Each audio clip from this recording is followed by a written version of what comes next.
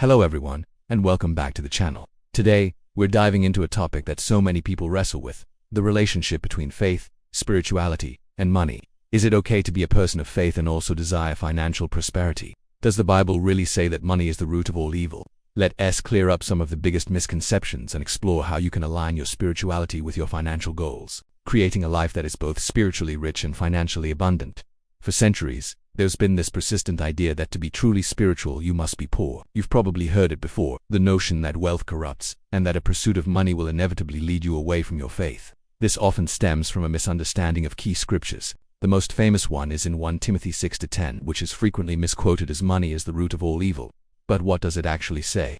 It says, "For the love of money is a root of all kinds of evil." See the difference? It's not the money itself. It's the love of it, the obsession with it, the placement of it, above all else, including God, that becomes a problem. Money, in its essence, is neutral. It's a tool. Think of it like a hammer. In the hands of a skilled carpenter, a hammer can build a beautiful home, a place of shelter and community. But in the wrong hands, that same hammer can be used for destruction. Money works the same way. It magnifies what's already in your heart. If your heart is filled with generosity, compassion, and a desire to do good, money becomes an incredible resource to amplify that impact. You can support your family, give generously to your church and community, fund missions, help the needy, and create opportunities for others. Let's look at the bigger picture presented in the Bible. It's a book filled with stories of individuals who were both devout and prosperous. Think of Abraham, who was incredibly wealthy in livestock, silver and gold, or King Solomon, who was granted wisdom and immense riches. Joseph, through his faithfulness, rose to a position of great power and managed the wealth of Egypt, saving nations from famine. These figures show us that God is not against wealth. He is against wealth that owns you. The key is stewardship. God wants to see how we manage the resources He entrusts to us, whether they are few or many. The parable of the talents in Matthew 25 is a perfect illustration of this principle. A master gives 3 servants different amounts of money. 2 of them invest and double their money, and they are praised by the master. The one who buried his money out of fear was rebuked. What does this teach us? It teaches us that God expects us to be productive, to use our gifts, our abilities, and yes, our resources, to create more. He wants us to grow what He has given us, not to hide it away in fear or a false sense of piety. Being a good steward means making wise financial decisions, investing, saving, and yes, working to increase your resources so you can have a greater positive impact on the world. So, how do we practically align our faith with our finances? The first step is to shift your mindset. Stop seeing money as evil and start seeing it as a tool for good. Pray about your finances. Ask God for wisdom in how you earn, manage, and give your money. In Proverbs 3-9-10, it says, "Honor the Lord with your wealth, with the first fruits of all your crops. Then your barns will be filled to overflowing." This points to the principle of putting God first in our finances. Often through tithing and giving, when we honor God with the first part of our income, we are declaring that He is our provider and that we trust Him with our financial future. This act of faith opens the door for His blessings to flow into our lives. The second step is to have a clear vision and purpose for your wealth. Why do you want to be prosperous?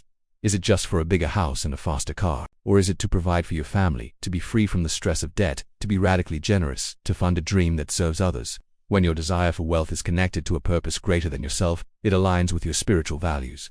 Write down your financial goals and then write down the why behind them. For example, I want to be debt-free so I can have more freedom to serve and give without financial pressure. This connects your financial goal to a spiritual outcome. Third, practice gratitude. Be thankful for what you have right now, whether it's a little or a lot. A spirit of gratitude combats greed and discontentment. When you're thankful, you recognize that everything you have is a gift.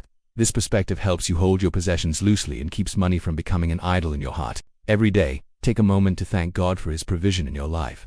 This simple act can radically change your relationship with money. Fourth, seek wisdom and knowledge.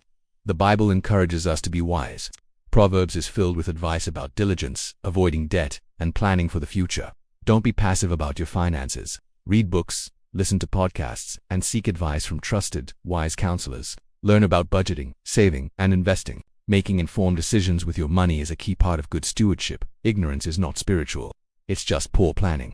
God has given you a mind and He expects you to use it in every area of your life, including your finances. Finally, remember that your true worth is not determined by your net worth. Your identity is in God, not in your bank account.